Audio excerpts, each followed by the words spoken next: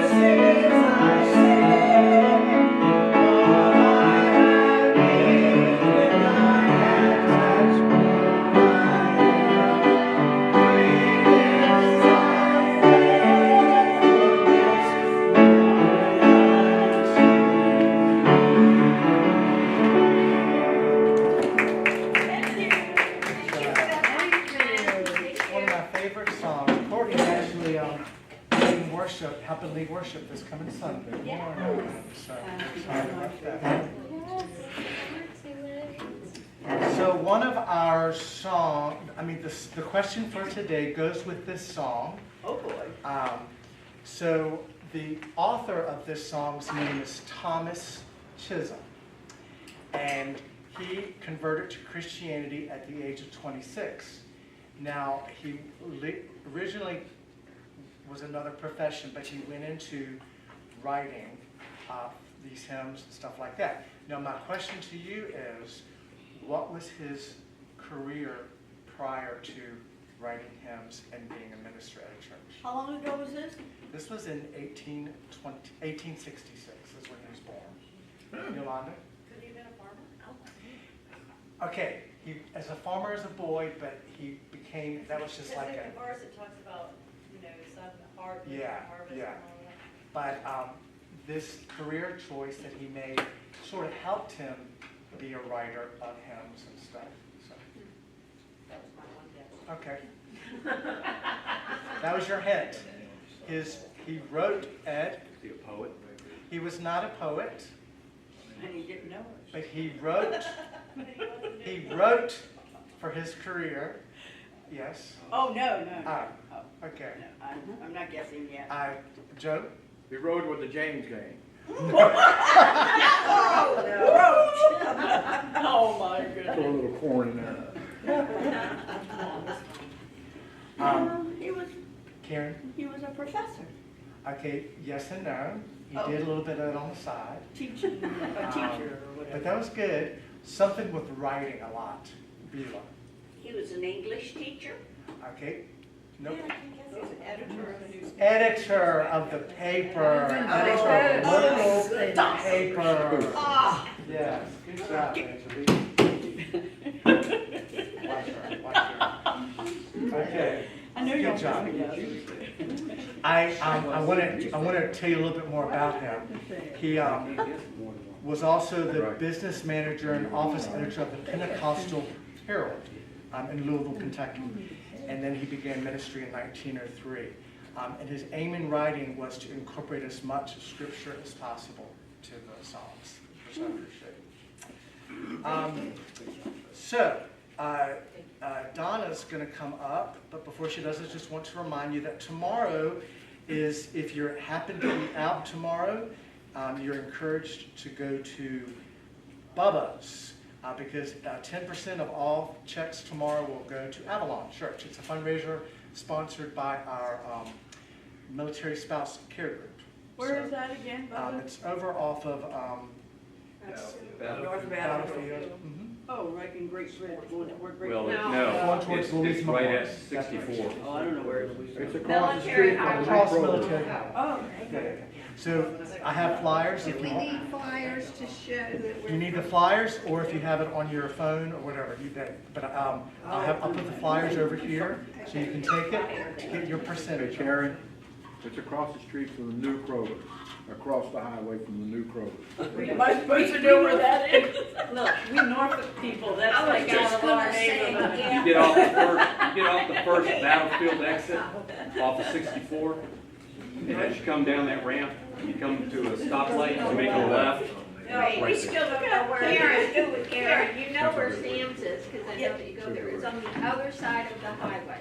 Oh, So, on the left. Okay. yeah, on the left. You As go soon as as you far park over over there. there.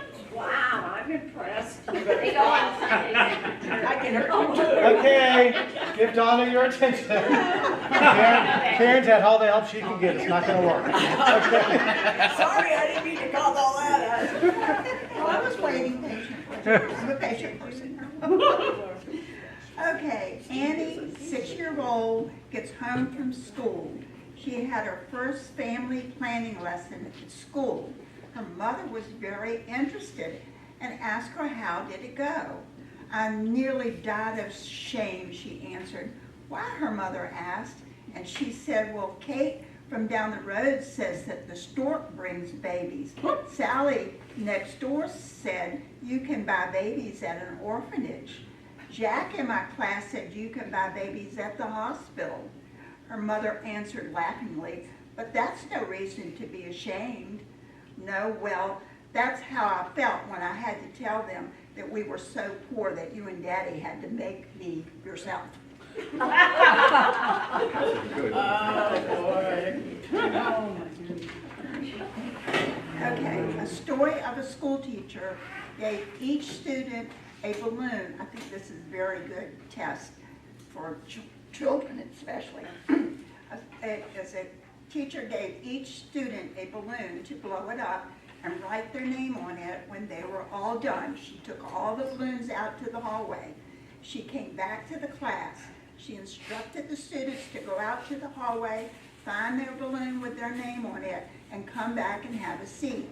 They had 5 minutes, so the students rushed out to the hallway, looked for their own name, and there was pushing and shoving. There was frustration and anger. At the end of the 5 minutes, they were all sitting in their seats without a balloon. So she said, let's try another way. I want you to go out into the hallway, grab the first balloon that you see, find the student that the balloon belongs to, give it to them.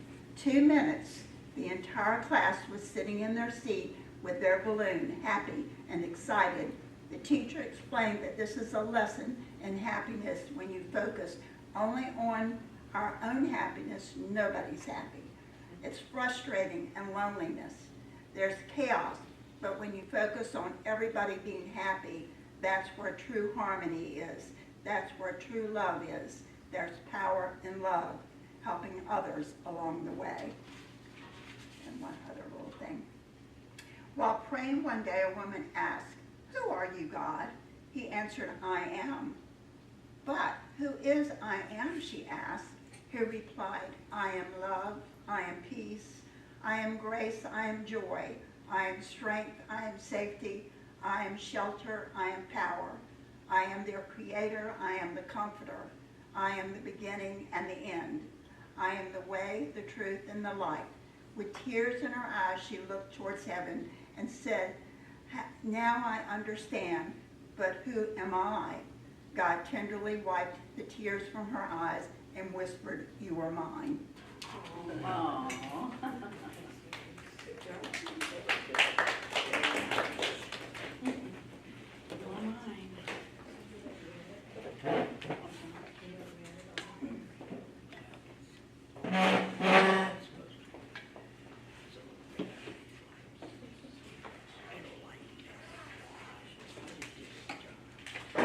Good morning.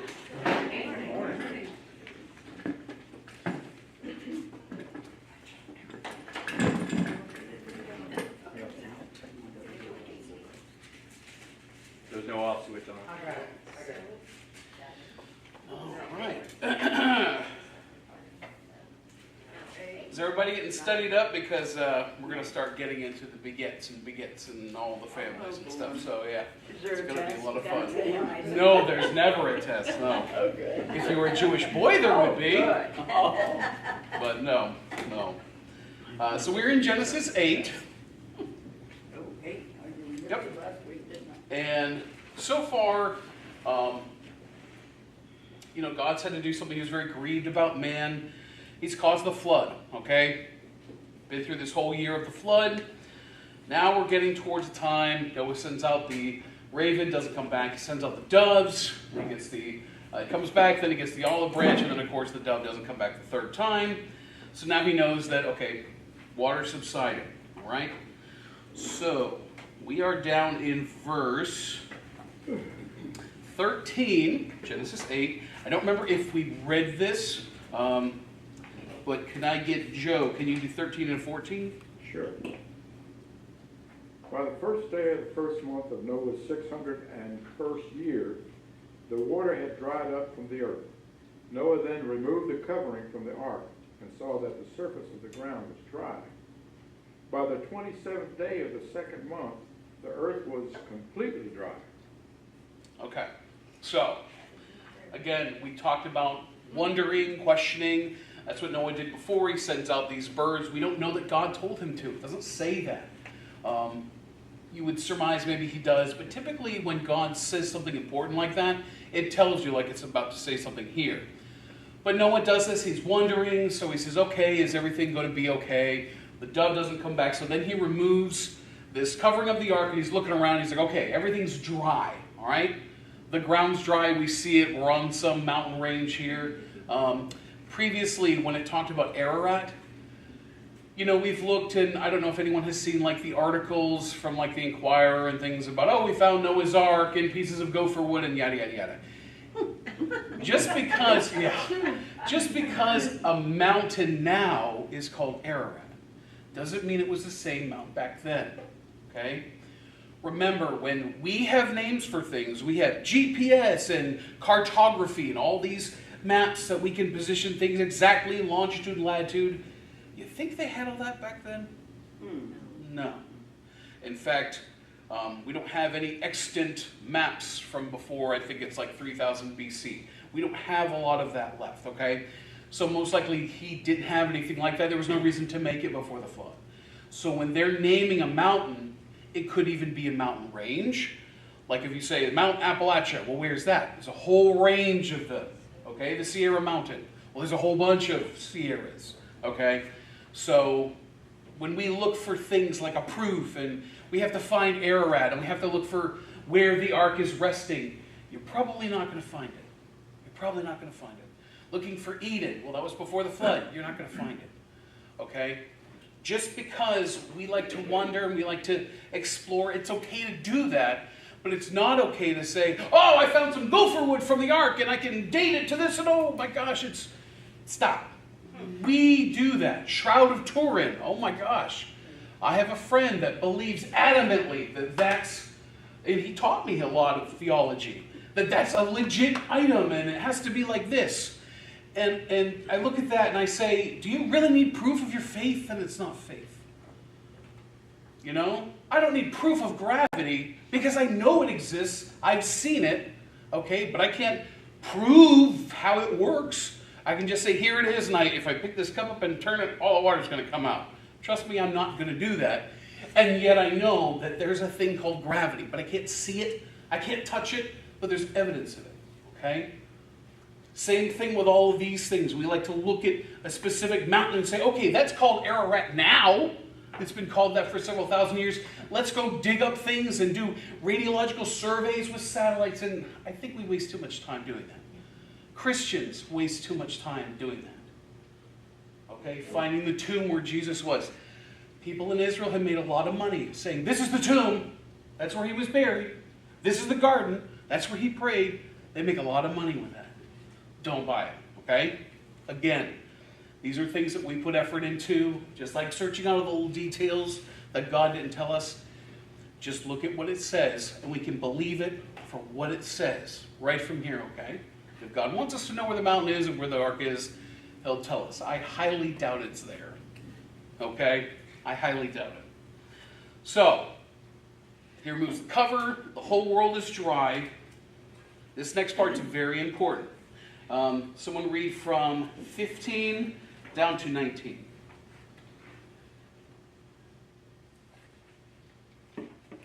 Then God said to Noah, come out of the ark, you, your wife, and your sons and their wives. Bring out every kind of living creature that is with you, the birds, the animals, and all the creatures that move along the ground, so they can multiply on the earth and be fruitful and increase in number upon it. Would you say good? 19. So Noah came out together with his sons and his wife and his sons' wives, all the animals and all the creatures that move along the ground and all the birds, everything that moves on the earth came out of the ark, one kind after another. There's two important things that Noah does here, okay? First, Noah looks around, he sees the earth is dry. What does he do next? Wait for God to tell him to come out of the ark. He waits for God to tell him what to do, okay? Noah doesn't just go, oh my gosh, it's dry, let's get out there. I'm sick and tired of being in this boat. It smells like wet dog and wood, okay? He doesn't do that. He waits for God's instruction. He doesn't know what God has for him.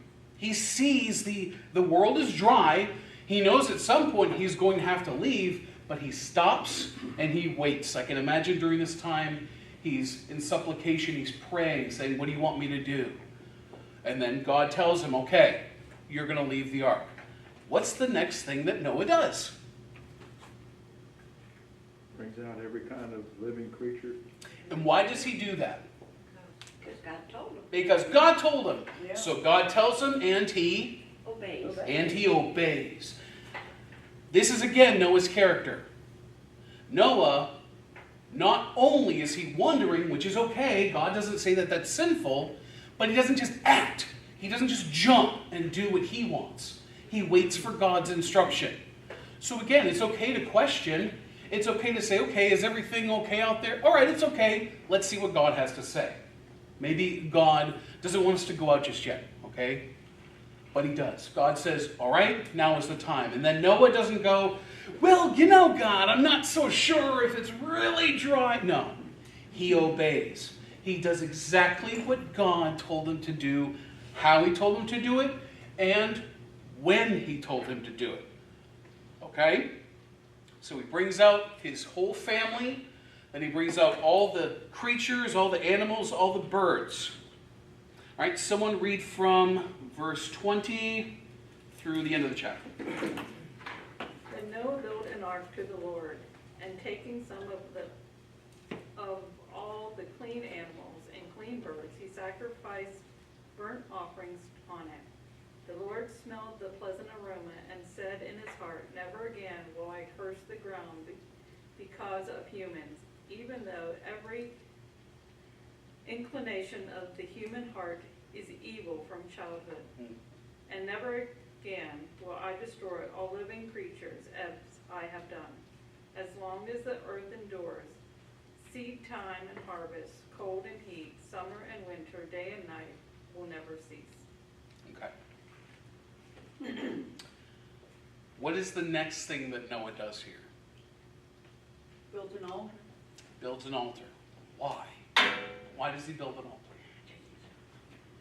I think that's To thank the Lord. Yeah, to thank the Lord. That's Oh. what I was saying during that time period. That's how they paid honor to God, to build altars and burn things. Right. You did sacrifice. Give sacrifices. Sacrifice. That's the word. Is it commanded that this happen? Do what? I didn't hear. Is this commanded, that he build an altar? Oh, It didn't say no, so. it didn't say. No. If he was commanded to, it most likely would have said, build me an altar and sacrifice. Yeah, This is Noah willingly doing this. Okay? faithful. Right, faithfully doing this. There's an idea that, and again, this comes with the whole unclean and clean. There's an idea that there was something called the patriarchal law, that God gave, not commands, but kind of notes to live by to Adam, and then he passed them down through his children, and hence that's why they were faithful. That's why Enoch goes to be with God, because he walks with him. That's why Methuselah is special. That's why Noah is righteous, because they live according to whatever this law is. But we don't have that, okay? I personally think that perhaps that is a thing, that God taught Adam, because he walked with him. We don't know how long, but he's teaching Adam as his first creation. He's talking to him and loving with him and being physically there with him. Remember, God walked in the garden right after sin happened. So God's there with Adam, okay? So there's the idea that this patriarchal law, that the fathers passed down these laws, but they weren't codified. They weren't written down yet. Not until Moses, when God actually says, okay, we're going to write everything down, okay? Hence why he would have said, oh, I'm going to give this burnt offering to God as thanks. All right? What does he use for the offering? Clean animals. Clean animals. Now, we had talked about the clean animals, right? And the clean birds. He's not going to use the unclean ones. Again, somehow Noah has this distinction that he knows the difference between the unclean and the clean. So what was the difference? Oh, that's in Leviticus. There's a whole bunch of rules. Now, we know clean animals. We know clean animals now because of science. Again, God is a God of science. We know that because we can look at specific animals and say, oh, if you cook it at this temperature, which is easily obtainable, all of these things are destroyed. Okay? If you eat its flesh, even if it's raw, you don't get potentially these hazards. And that's the clean animals. Whereas unclean ones, predatory animals, shellfish, they're animals that are eating dead things, and therefore they have different contagions and viruses and bacteria. And so God distinguishes those without people knowing about bacteria back then. They had no idea. And God says, you can have these are okay, and you can't have these. We now know why he did that. They were just told what to do. Okay? Specific animals, you can eat the hood ones or split at the hoof. Like cows, goats, sheep, those are okay. They chew the cud. They're vegetarians, right? But you can't eat other animals like pigs because they just eat everything. And they're disgusting. You can't eat rabbits. We know you can't eat rabbits because they have a processing organ that feeds into their bloodstream that's right near their rectum. And so there's a potential cause for fecal matter to get into their bloodstream. So that's why God says you can't do that. But they didn't know that. They didn't know that. We do. We go, So when later on in like Leviticus, when it says without blemish, is that? that's for, okay, you can eat a clean animal that's blemished. That's not a problem. But when you give to God, number one, it has to be a specific animal for a specific occasion, okay? Number two, it has to be, of course, a clean one, okay? Number three, there's regulations when they're giving specific offerings, the priests are, that it has to be a specific age. Typically, the firstborn of this particular mother, like when you're talking, say you talk about lambs, okay, sheep. It has to be the firstborn, it has to be a male, it has to be no blemish, meaning none of its fur has a blemish, none of its wool is blackened or a miscolor, or it doesn't have like a droopy eye. It has to be perfect. Yeah, so there's a lot of things that go into finding specific animals for specific things. Here, it just says clean animals. So he doesn't have all the regulations and little check marks he's got to hit. He willfully gives the sacrifice, okay? Hey, Russell? Yeah. Now, this is the first time we've had a burnt offering, correct? I mean, if you look back at Cain and Abel, it said Right. they made an offering, but it didn't specifically said that they sacrificed the animals, and it didn't say that they burnt. What the idea that when it says give it to God, I don't want to get too secular or paganistic, but the idea when you burn something, when the smoke goes up, that it's going up to God. So typically when you talk about sacrifices, they would have been burnt. Now, that's a good point because there has been debate on whether or not that this is the first altar, if he specifically did it this way. But again, him doing this to me points to the fact that Adam was probably told, do these things. And therefore, when Abel gives his firstborn, his most important of the flock, the best, okay? And Cain only gives what he wants to give. That's why that they probably knew the difference. That Cain knows you're supposed to give the best, and he's like, you know what, these oranges are like Georgia oranges. These are great, 4 oranges. I'm not getting rid of these. I'll give them these California oranges. They're kind of brown. Whereas Abel's really putting effort into it. I think that God, again, we don't know, but I think God kind of says, okay, here's some instruction. All right, do this thing for me if you want to. Because these are all Thanksgiving offerings. These are not, as far as we know, commanded. This definitely is commanded, and as far as we know, Cain and Abel just says that they did it. It doesn't say that they were told to. So I think it comes from the heart, and then it shows your character, okay? What's important about these clean animals that we talked about previously? Remember, what have people been able to eat that God has said people have been able to eat? Vegetation. Vegetation, plants. Remember, they've been on this ark for a year. They took 7 of all these clean animals. What's important about the clean animals at this point, right now? They took 7 of them. They So took they're 7. not taking any of the pairs they could reproduce. Right. But what's important about them here? They are going to be. Well, not yet.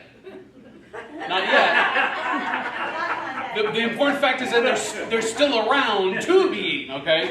Barbecue. Right, well, yeah. So right here, all of those animals are still alive. God hasn't said you can eat them, okay? They were on the ark. It wasn't like one day Ham goes, and he starts looking at a pheasant. I mean, he may have, I don't know. We don't know.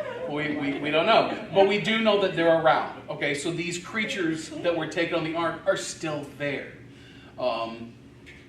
I've been asked before, and I haven't ever really looked into it, of whether or not animals reproduced on the ark. I imagine they might have, but I still think it's possible that they had taken young ones so that they didn't have to take up as much room, and then of course you're going to have a lot more animals, and that they may not have been reproducing, but they could have been at this point. So again, you don't know if maybe they were possibly indulging in eating these clean animals on the ark. I don't think so. I think that because God hasn't commanded it, Noah's not breaking that law. Which now takes us into, I do want to say something. What's this that God does here at the end of the chapter? After all this calamity that he's caused, that he's done in response to human sin, okay? He's wiped the earth. There's a righteous man and his family left. What does God now do? Destroy the world by water again. I am never going to destroy the world, not an area, but the entire world with water again. Okay? Again, water here is going to be used by Peter to symbolize baptism. How they were saved by being on the ark through water. Same thing, baptizing that water now saves you. That's exactly what Peter says there. Okay?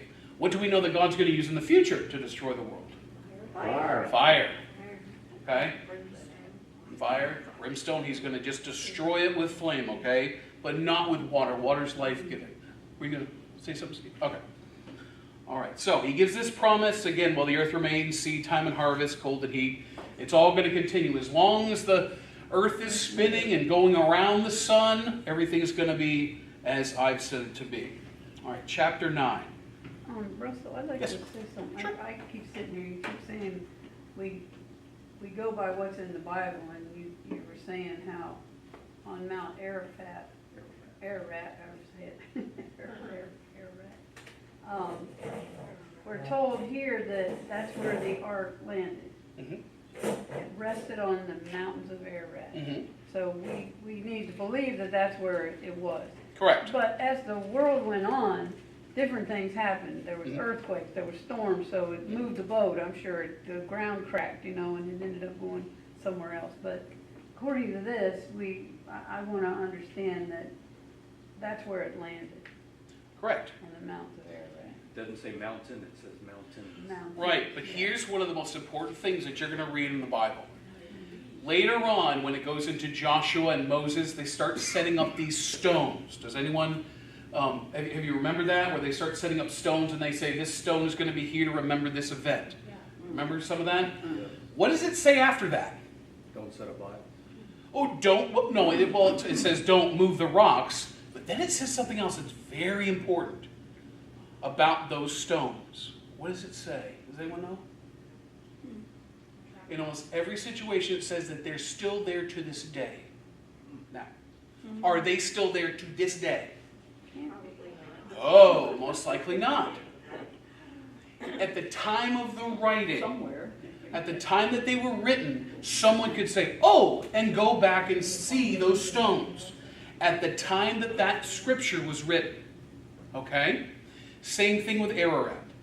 At the time that this was written, and probably for some time after, people knew Ararat and that area.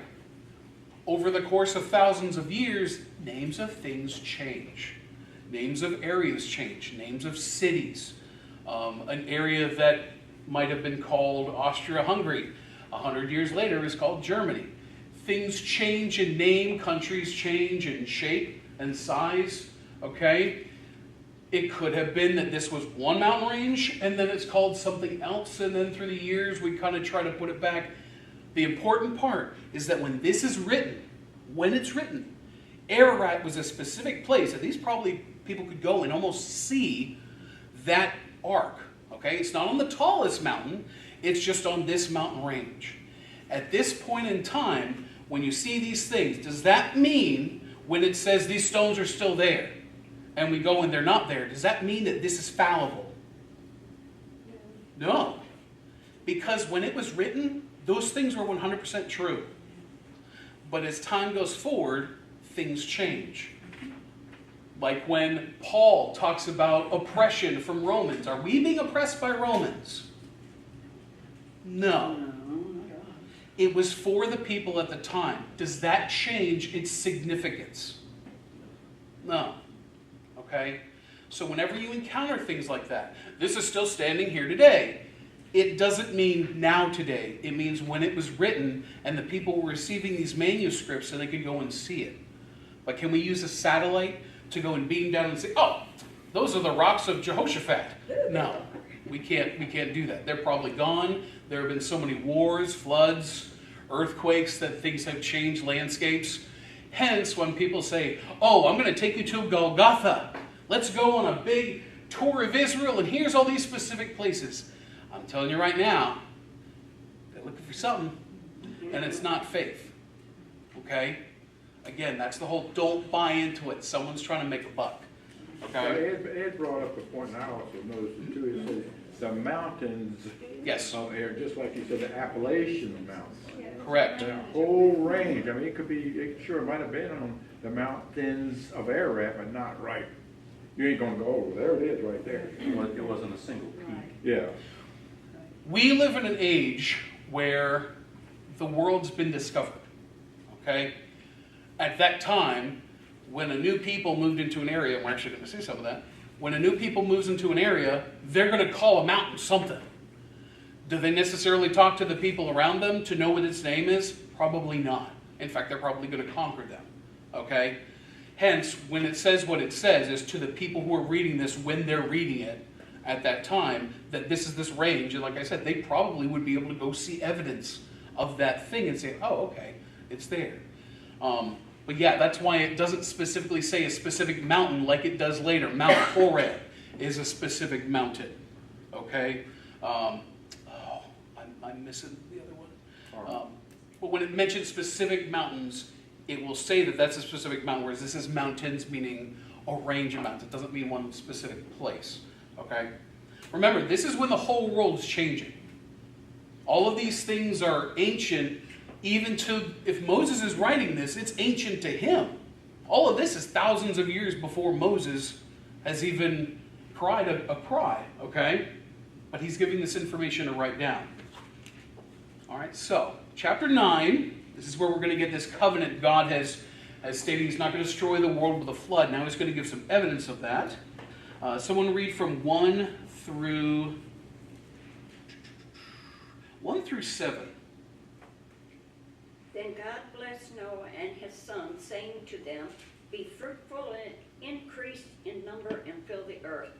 The fear and dread of you will fall upon all the beasts of the earth and all the birds of the air, upon every creature that moves along the ground, and upon all the fish of the sea. They are given into your hands. Everything that lives and moves will be food for you. Just as I gave you the green plants, I now give you everything. But you must not eat meat that has its lifeblood still in it. And for your lifeblood, I will surely demand an accounting. I will demand an accounting from every animal, and each man too. I will demand accounting for the life of his fellow man. Whoever sheds the blood of man by man shall his blood be shed. For in the image of God has God made man. 7 also. Yep. For you be fruitful and increase in number, multiply on the earth and increase upon it. Okay. Now, what is God saying now? Eat what you want. Free for all. Free for all. Does God distinguish here between clean and unclean? No. Oh, it just says the meat was lifeblood. Well, kind of, because he said if the blood's still in it, don't eat it. Can you take the blood out of an unclean animal, like a pig? Oh, yeah. Then you got bacon. Now you got bacon. All right. When it talks about birds and beasts, and it talks about food here, something that's very important to a Hebrew at this time, okay, that would be reading this, okay, after the Mosaic law has been handed down. When they see the word food, would they think that a scorpion is food? Oh, probably not. Probably not. Would they think that a snake is food? Let's hope Definitely not a snake. Would they think that a bat is food? Oh, hold on. Probably not. Get my stomach. They're given specific regulations of what you can eat and what you can't eat. And the ones that you can eat, they would call food. The ones that you can't eat would be like wood to us. Is wood food? I mean, you could eat it. You could get some nourishment. What'd you say? If you're a chipmunk, it's If you're a chipmunk, maybe. Right. But to us, it's not food. Rocks, are they food? No, and yet some animals need them to help with digestion. Okay? Gastrostomes. However, when he says food here, it's not known if he means clean or both. if it's just clean or unclean. But to the people who would have been reading this, they would have understood that when it's talking about meat for food, that he specifically is talking about meat that is not sacrificed to idols, meat that is clean, not reptiles, not unclean, not from an animal that's been dead, sitting there for a while. Again, it talks about even a clean animal that's been laying dead, that you can't eat that because the blood is congealed and so forth. But he does say that all the beasts of the earth and birds of the air and every creature that moves along the ground and the sea will fear you. Yeah. What did God say to that the animals? What did God say that the relationship between Adam and the animals would be at first? He would rule over them. Rule over them, dominion. He has a kingship over them.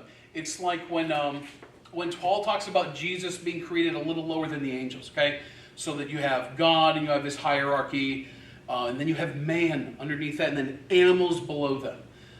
I know people, maybe some people in this room even, animal rights and so forth, and animals have feelings and so forth. We have to remember that animals are still beneath humans. You never put an animal above a person. People are so much more important to God than animals. Animals are used for food and for sacrifices, and humans are not. There are exceptions. What's that? There are exceptions. Oh. Some animals need to know that. You need to tell them. You tell us. I have a cat and a dog, and I love them, but at the same time, they're not above any human in my book, even a stranger. I love them, but they're replaceable. Some family. I do. I love them, but That's right, Karen. yeah. But I think that's very important here. We have to remember that God is still putting animals below people, but now there's a different relationship. It's not just dominion. Now it's animals are going to run away from you for the most part. Animals don't want to be in your presence, and if they are, it's typically when you're not aware of them. You go and walk through a forest. I grew up in New Hampshire. If you walk through just like you're regularly walking, everything's gone. You're not going to see a thing. They're scared. Right. If you sit so still that even your breath doesn't make a sound, you'll start to see creatures coming out from everywhere. But as soon as you start moving and making noise, they know it's you, and they're gone. But if they see another deer, or hear another deer, they're okay. Or another raccoon, they're okay. And I've always found that interesting. The deer makes just as much noise walking through the woods as I do, and yet they're not afraid of them, and they're afraid of me. And they don't know me from Adam. Because they smell. Even smell, but sometimes when they see, they don't recognize. But yet, living in Ohio, the deer there had been around the town, and so you could get within 5 feet of them. And then if you go boo, they'll take off. But oh yeah, they'll come up on people's lawns, and you're sitting there trimming a tree, and they're 10 feet away. It's true that, you say as long as you're moving, they're running. Yeah. My dad always taught me when you're hunting, you will walk a few steps and stop and listen. And a lot of times that's when one of them will get up and move somewhere, and you'll hear them or whatever. Mm-hmm. But that's a good point. Yeah, they don't want to be around you now. So it's not the same kind of a lion comes up and you can pet its mane like it probably was before. It's very different now. Okay, because again, now we're using them for food, so they're not going to want to get caught. Okay? So everything has changed. Now we have this blood code as well. All right? It says it here, but it states it a lot more later on. Why can't we drink blood? Ew. Why are we told not to, rather? Because they'll make us It's the life of the being. It's the life. Okay. That's the big point. The life is in the blood. Now, can you live, and this is interesting, well, many of you may know this, but can you live without a physical heart in your chest? No. Yes. Yes. Machines can. Machines. Oh, wait. Oh, I should know that. I should know that. Can you live without a brain? Yes. Yeah. Yes. I've been doing it for 80 years. Right. But yeah, medically, and this is interesting, I actually knew someone whose nephew was born with, he had a hydroma, I think is what's called, on his brain, and it ate away his brain, like big cysts, until he had nothing but a brain stem. And yet, he lived to, as far as I know, he might be still alive. He lived to be in his 20s. Now again, he couldn't see very well. He only saw shadows, but he knew voices. He knew the voice of his mom. Again, this is with no brain, only a brainstem. He could recognize his mother's voice. He recognized her shadow and how she moved. He could tell when lights were on or off. He couldn't speak intelligibly, but he could smile. He could make noises of happiness and noises of like hurt or sadness. And he grew up. He got a mustache in his 20s. His hair would grow. He actually physically grew. No brain at all. It was eaten away, just the brainstem. Okay? Wow. Can we live without toes? Yes. Can we live without arms? Yes. Ears? Eyes? Blood? No. No. Can you live without nerve impulses? Probably. Yes. What can you not live without? Blue. Blood. God. Blue.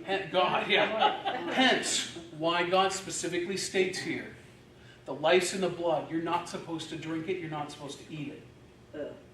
Okay? When you cut into a steak, what you're seeing is not blood. It's juices. It is not blood at all. That's all been drained out. Well done. Oh, well done, yeah. Right. Like I said, ew. Right. But this is where God has established this. And even going back to Genesis, or the beginning of Genesis, when he talks about the blood crying out from the ground, because Cain has spilled his brother's life onto the ground. Okay? The life is in the blood. That's a very important thing, because that goes all the way up until who? Jesus. It goes all the way to Jesus. His blood was shed. His life was shed. It's not about brain activity, not about whether his bones were broken or not for in terms of the sacrifice. It's the blood. He shed the blood, okay? Same thing here. When you murder someone, that's what it's talking about. You will have to give an account for that person's life, their blood, okay? Same thing from animals. When an animal kills another animal, it gives account for that. Why? Why is there an accounting? Why is there not an accounting when you eat an apple? No blood. Why is there not an accounting when you eat bread? No blood. No blood. When you eat meat, why is there an accounting? Because the lifeblood is not there. Because the lifeblood. We have to remember, God did not intend in the beginning for animals to die, for humans to die. When he created man, he did not intend for the blood to trickle out. Not even by the prick of a finger. Because when Adam sins, he curses the ground, and what does it produce? Thorns and thistles. God didn't even want the prick of a finger to produce blood. Not even that much. He wanted perfection. No entropy, that means no aging unto death. Things would, get bigger. But God didn't want things to die. God did not intend that. He didn't intend that an animal eat another animal. And yet, at this point, he says, okay, things have totally changed. The world has completely been rewritten. There are now deserts. There's tundra. There's rainforest. There's whatever Chicago is. There's all these, the Windy City. There's all these different areas that are now different from each other that wasn't like before. So the same thing here. God is allowing for people to eat animals for the first time in human history. Okay? And animals eating each other. Okay? Remember that. I think it's very important when it talks about the accounting of you with your brother. He's making mention of that because of Cain and Abel. He makes that mention. You got to take care of your brother. You got to take care of your sister. You have to care for the people around you. Again, they're people. People are so important to God. He doesn't want them killed. He doesn't want them sacrificed. Okay? But the only perfect one, of course, can do it is Jesus. But he never wants people to be sacrificed. Animals are so much lower to him than that sixth-day creation that he loves so much, and that's us. So that's why we care for each other, and that's why we're supposed to love like we do, like God does. And it's very interesting, that song, I know it was the blood that saved me. Mhm. You know, that song, it kind of brings up that. Could you sing that? There's a lot of songs that my mom, if you ask her, she loves those. Power in the Blood is one of them. She loves that. Songs that sing about the blood and what it does. And I think nowadays, you know, it can be, kids are a little taken aback, but I grew up in that. So for me, that's not a thing. I can talk about Jesus shedding blood and it's not a thing, whereas kids today, it's hard for them to be like, someone had to sacrifice themselves to save other people. You know, and then you start talking about blood and what it can do, and they get a little, you know, kids, whatever. But we have to remember that it is important, that blood is extremely important, especially the blood of Christ. So, and that's on verse 7. So I want everybody to kind of finish the end of this chapter and then read the beginning of the next, okay? Be ready for that because it's going to get... Chapter 9 is going to get really interesting. I got you. You're good. So, anybody have any comments? This is the first time God blessed Noah? When he opened the ark up and let everything out? I imagine God has blessed him, but here he's giving specific remarks. Remember, just because a thing's not written in the Bible, does that mean it didn't happen? Well, it says at the beginning of 9, it says, then God blessed Noah. He's blessed Noah previously, but here it's a specific blessing. You're talking, yes, going into the rainbow, yes.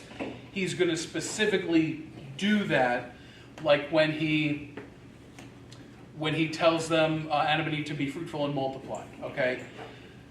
Blessing isn't like, we think it's sort of a mystical thing. It's more of a giving over of, you're giving everything of who you are to them. You're giving a huge regard to them. Sort of like when it says, when Jesus talks about the 72 going out in the different cities, he says when they don't receive you, kick the dust off your sandals, whereas if they receive you, bless the house. The idea is you're giving your everything to the house. You're giving everything of who you are. You're making it known that you're appreciative, okay? It's a giving over of all that, as opposed to cursing, where you're taking everything away, and you're saying that this thing is good enough to be destroyed, okay? So don't think of it as like blessed, like a magical sprinkling. It's just showing your appreciation and shining upon that thing, and showing how important it is to you. Yeah. But that just because it says that one, that doesn't mean he hasn't done that before. Something I hadn't really thought about before, back in chapter 8, it talks about Noah then removed the covering of the ark. Wonder what the covering. I was thinking that too. Remember, when it talks about the ark, it says it was finished to a certain height, okay? And then there was a cover that was built like 1 meter or so. Have you ever, someone actually was telling me about the Kentucky one. Yes. If you look at that ark, it's built, and then there's like a deck, and then just above that, there's like a roof. That's the covering of the ark. Oh, like a roof. So before he has windows, okay? So when he opens a window, he's not able to go out on the deck to look down. So the idea is that they're removing this lid, so all this sunlight's now beaming in, and they're able to kind of go onto the deck and go, oh, the ground's dry because now we can see it. So it's like that, whatever that roof covering was, yeah. Because of course now it's not raining, so they don't need to, yeah, they don't need to be protected from that. Yeah, those are always good questions. And again, it's always okay to ask. No dumb question. There's I have never believed, because kids will ask some of the most ridiculous, why don't I put my hand on that? Well, it's hot. Why is it hot? Okay, well, let's go into that. And eventually, at the end of that path, they start to wander off and go, okay, whatever. Why does the sun shine? Well, let's go into hydrogen, you know, yeah. Well, I mean, when they all went into the ark, it said God sealed them in the ark. So, you know, they're pretty much stuck in there. Yeah, there have So they been had to be able to. people that said the door weighed a certain amount, and it was built a certain way, and only You always God see a could ramp move it. on the side. I mean, And and the ramp, you never know how they went in. They could have gone in through the back. Right. you know, like an aircraft carrier or a assault Yeah. craft. But I mean, I don't know. Those pictures for me, I always grew up with them, so I kind of have that association of a big giant door that only God can move to seal, and so I don't, you know. There was, on the Ark of Kentucky, there was a big gigantic door on the bottom. I mean, it's Oh, they've got on the. on the One in Yeah, Kentucky. because they built a ramp up to it. Yeah. Yeah, well, there's even a thought that perhaps that they could have dug one big giant hole, built the ark in the hole, and then instead of the door, they would have come in through the top. Right. And then when it floods, it just fills up and because it says the waters lifted the ark. Again, I don't know. I have no idea. Yeah, it's always fun to speculate, but I can't say for a fact. If someone said it was built on stilts, I don't know. It's a very interesting place where the Ark is, because it seems like that's, you know, it's just, well, it's massive, but it's like out in the woods. I mean, there's just, you know, trees and hills all around it. It's just, it's way out I used to there. live 3 hours from there, and we as a church group, we had set several times that we're going to do it, and we just couldn't get enough interest to kind of buy a big, massive tickets, you know. I always want to go to that, just to see the breadth of Yes. that thing. Yeah. It It's hasn't like been when there that you are long. approaching it from like the highway, I don't think we could see it from the You can't see highway. it from the highway. You can't. can't, It's but way from the out. parking lot, you park in a parking lot, you ride a big bus Yeah. to get up to Quite a where trip it to get is. to. And you can see it from the parking lot, you know, and of course it looks, but once you get up there, it's just like. It's funny I mean, because really, you need to go, if there's any way that you could fit it into your budget. You could drive there, we drove there in a day, it's a long drive. Yeah, it's 9 And hours. What, how 9.5 many hours. hours? Probably 10, 10, 11 hours. you know. Oh, shit. but- I'm going in October to Ohio. That's going to be a 9-hour drive. Yeah, I mean, it's not that far from, I do. it's not that far from Cincinnati. Yeah, we used to live Yeah, right, about yeah. 2.5, 3 hours from Cincinnati, so it was just literally. Yeah, And we I think just- it's right close. But I've seen the Washington Monument. You know, it's a tall, thin structure. I've been in the Arch. It's a very tall, thin structure. I've seen the Statue of Liberty, from the island, from not on the island, but from the shore, and it looks very small. But I know it's only 100-something feet tall, the statue itself. This thing is just. It's not a thin pole. It's not a thin monument. It's not the Eiffel Tower going. It's this giant, filled. I mean, It's life-size to the incredible. measurements, Yeah. evidently, that, you know. well, as close as they can get. Remember, Yeah. we Yeah. don't know exactly. It's And if were- you not ever, like cubits. Yeah, they were, I think they took the long cubit, which, a cubit was 17.5 inches, the tip of your finger to the Mhm. middle of your elbow. Then a long cubit or a royal cubit was roughly 3 inches long, or 20.5 inches. And I think they took the long cubit and took the dimensions from that. yeah, because we forget people didn't have rulers back then. Well, They did well- later, but Take that back. A royal cubit was from your elbow to the tip of your finger, and then the width of 4 fingers added to the length. That was a royal cubit. Well, there's several But people that were would depend on how big measuring. your, long your arms are. Right. Right. Not everybody's arm, Right, because, has really long arms. It was the Yeah. head dude's measurement. yeah, that's Right. what essentially. but, I Yeah. mean, you take a guy that's 6'8" and a guy that's 4'7", and there could be a foot difference in the arm. Yeah, but see, we have standardized measurements, and even then, we don't have standardized measurements with Britain. So, Yeah, there you go. but still, an inch is an inch. Yeah. Yeah, Ed and I have been watching, and we're thinking about going up there when we go to Michigan. Yeah. We need to stop by there. But it was interesting, they show like a nursery rhyme, the Ark. With all the animals are so cute, you know, and he says, but, yeah, it's cute, but it's not cute. You have to understand, God killed people. Yeah. You know, it's a